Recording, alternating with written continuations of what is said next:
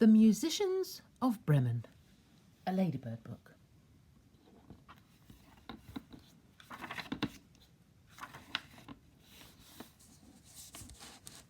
In Germany there is a large town called Bremen. Not far away from Bremen is a small village. Long ago, in this village, there lived a man who had a donkey. The donkey had worked hard for many, many years. Every day except Sundays he had carried heavy sacks of corn to the mill to be ground into flour. But as the donkey grew older, the sacks of corn became too heavy for him. Then the man began to wonder why he should go on feeding a donkey that was not strong enough to work for him. The donkey knew what the man was thinking, so he decided to run away. He liked music, and he wanted to become a musician. He felt sure that a large town like Bremen would have a town band. He thought that perhaps he could earn his living by joining the musicians in the band. So he set off along the road to Bremen.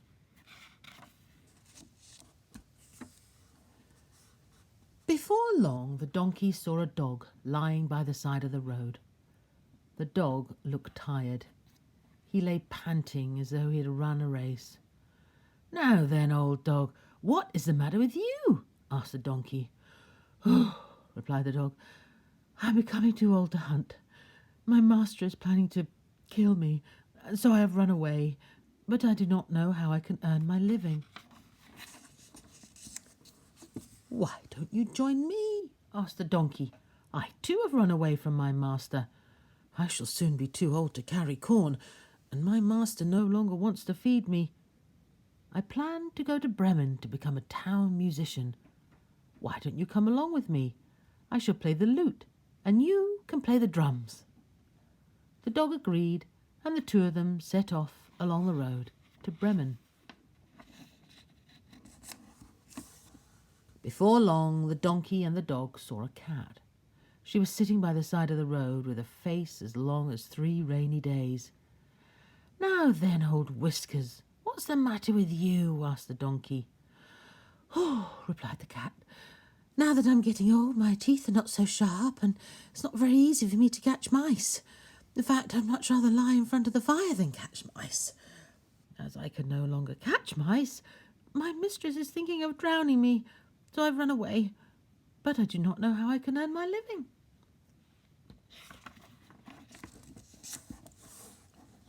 "Why don't you join us?" asked the donkey. "We have both run away from our masters.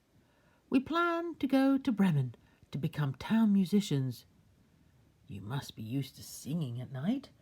Why don't you come along with us?" The cat agreed, and the 3 of them set off along the road to Bremen.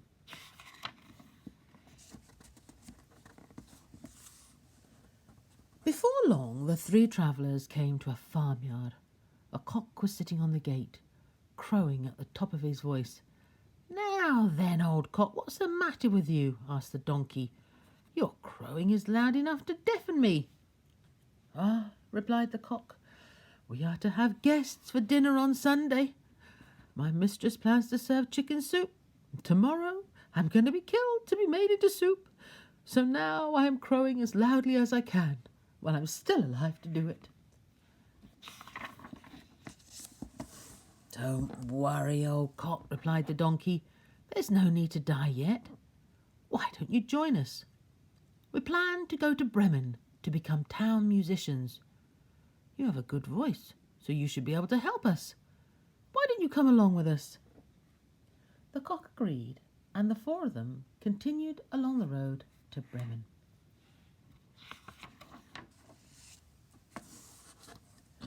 As the 4 travellers could not reach the town of Bremen that same day, they agreed to spend the night in a forest. The donkey and the dog lay down under a tree. The cat settled herself in the lower branches of the tree, and the cock flew right to the top branch of the tree, where he thought he would be safest. Before settling to sleep, the cock looked all around him. Far away in the distance, he thought he could see a tiny light.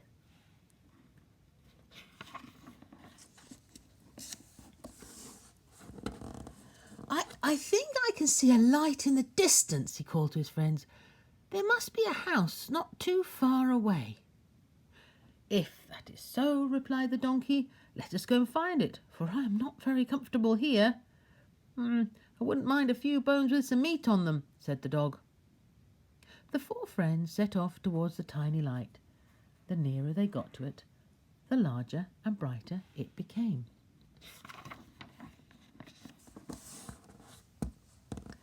At last they came to a house with a light streaming out of a window. As the donkey was the tallest, he looked in at the window. "What do you see, old donkey?" asked the cock.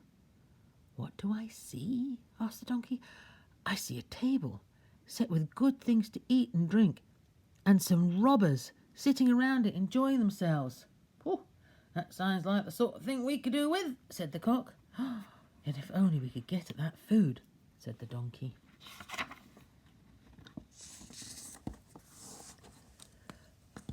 Then the four friends talked about how they might frighten away the robbers. At last they worked out a plan. The donkey put his front hooves on the windowsill. The dog jumped on the donkey's back. The cat climbed onto the dog's back, and the cock perched on top of the cat. They did all of this without a sound.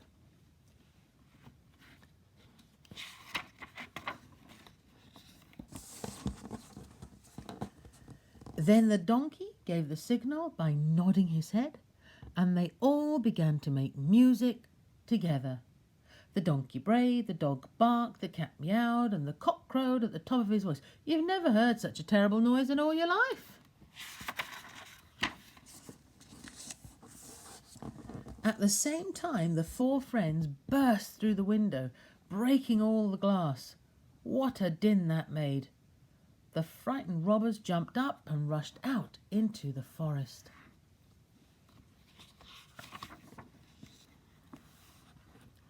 Then the donkey, the dog, the cat and the cock sat down at the table and ate until they could eat no more. After this splendid meal, they put out the light and settled down to sleep.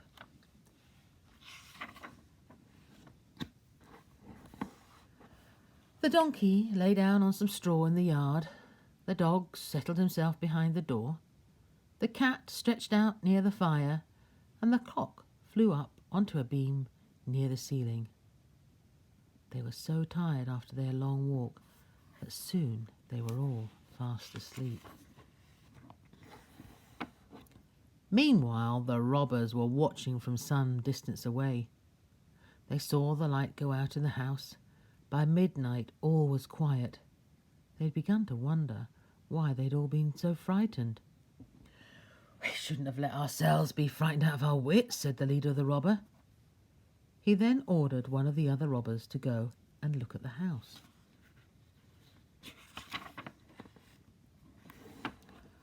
The robber crept up to the house. Not a sound was to be heard, so he went quietly into the kitchen to light a candle.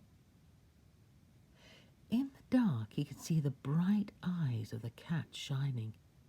He thought that they were coals glowing in the fire, so he pushed his candle towards one of them to light it.